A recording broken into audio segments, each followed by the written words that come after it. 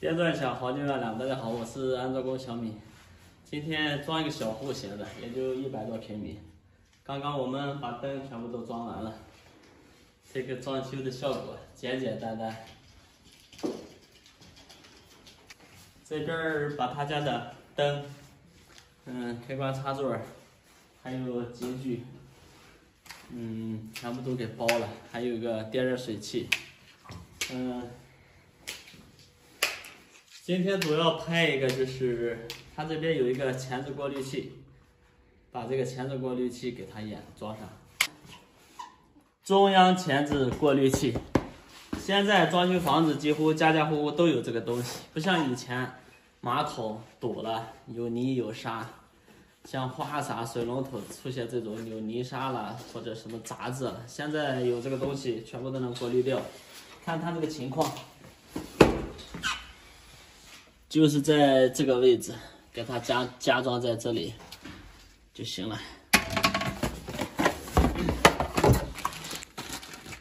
像这个我们一般只带一个热容器过来就够了，因为其他的配件呢厂家都已经配好了。这是胶垫，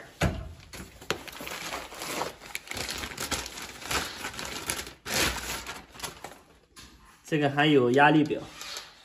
感觉不错，这是2个螺母，这个就是20管的热容接头，把这个组装好以后，直接和那个解断，拿热容器一融就可以了。现在我们看一下这个前置过滤器，先看一下它的工作原理，我们把这个拔下来。这个只是一个装饰盖，看起来漂亮。然后现在直观的就可以看到这个东西了。这边是一个是进水，一个是出水。看到这个箭头了吗？这个箭头它是有方向要求的。当然，这个它是可以旋转的。我们根据现场的情况，竖着装也行，横着装也行。这个方向不要装反。之前我遇到过。装反了它是不通水的，因为它可能里面有一个逆止阀。这边是一个压力表，水的压力会在这里显示。再有的就是还可以调节那个功能比这个好的，还可以调节水流量。这个可以转动。当里面有杂质的时候，我们清洗的过程中可以转动。你一转的话，这个泥沙就排出来了。这里是一个排放口，一个排污，一个关。排的时候打开，排完了就关掉。然后下边是一个排污管，快接的，这是就像我们净水机的那种快接管，一插是拔不出来的。想要把这个压回去，然后一拉就出来了。好了，现在我们就开始安装。它这个配件一共是有2种，像它这个管跟这个是一样粗的，所以我们也不用别口，直接就是这么套进去，这边加垫片，这边进行热熔，出来的效果呢就是这个样子，就是这个样子。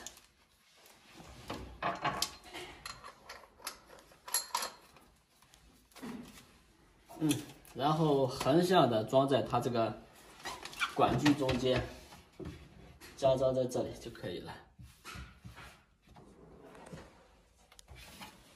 行，我现在去拿热容器。这个热容器买了几个月了，也用了几次，现在开始加热。加热的过程中，我们先把这个距离，先把这个组装好。组装好以后，热熔的时候给它那个管预留2公分的深度，预留2公分的深度就足够了。然后我们用笔在里面做出记号，一会儿把它切断。前提呢是先把水关掉。我们直接上这个东西来做对比也行，或者拿尺子量也行。其实我们预留管的位置刚好就是这个螺母的边上，就是这个螺母的边上。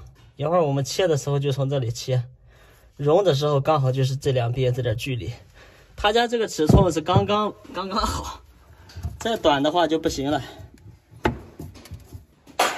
水关了以后，我们找到他家能放水的地方，把管道里面的压力给它卸掉。这个是下轴管，几乎就没什么压力。现在我们可以把管子解了。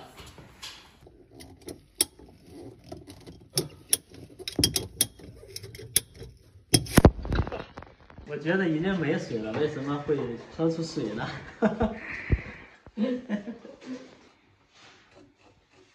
这一节是可以拆下来的，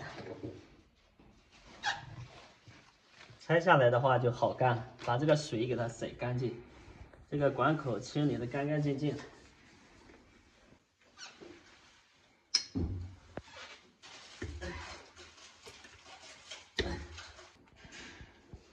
当然，我们熔之前千万要记住，这个东西要带上。当你熔完了，发现这个没有套上去，完了，完蛋了，而且。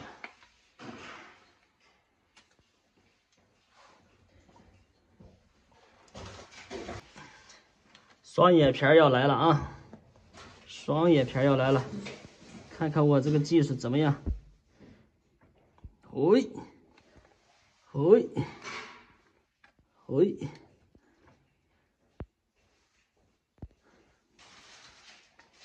如果怕缩口的话，我们可以把这里给它通一通。看，里边也是一个双叶片，看得到吗？这个应该不算缩口吧？好了，一个成型，另一个我们只能在里边熔了。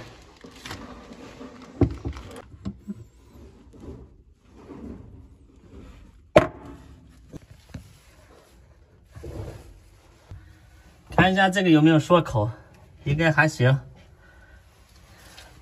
咱们这个不是经常干，所以说一定要小心认真啊。上一个胶垫，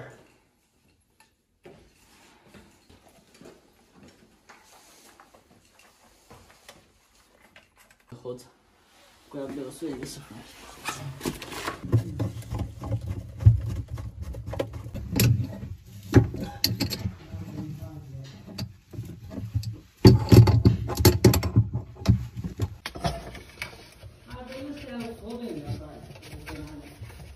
现在我们就开水了。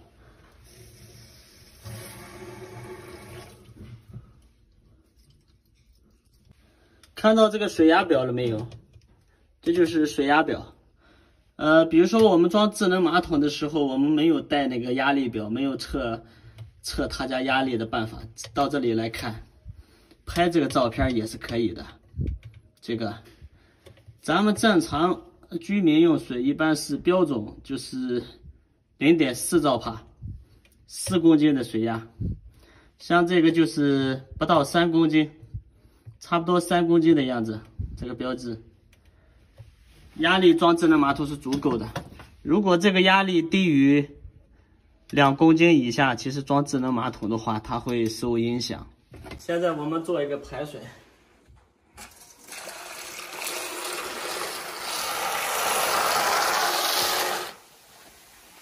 像这个我们家里面应该定期隔3个月、2个月的排一次，有杂质的就可以排掉。